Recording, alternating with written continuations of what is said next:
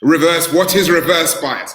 That's a biggie. And, how many people have fallen foul to this? Well, I can say I have.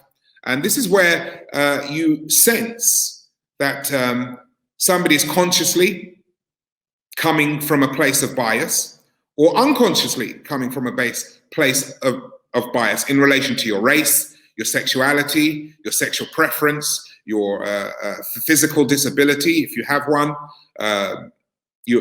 all of these and other areas, your age, all of these represent paranoia, understandable paranoia, by the way, in terms of the other side, the other party, the unconscious perpetrator, exerting a bias on you, which is going to impact your career.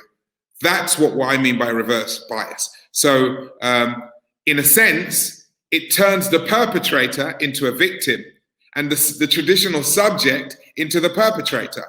And the challenge with this is that the manager, for example, in this type of situation, normally, in many cases, just doesn't call it out.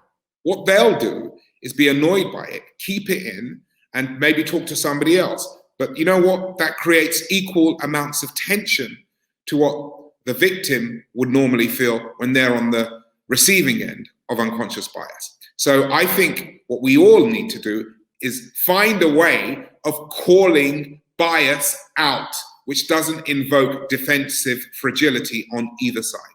And being aware of reverse bias is one way of doing that. The other way is those who are the subject of reverse bias, they must call it out, which is a big theme in the whole IDU methodology.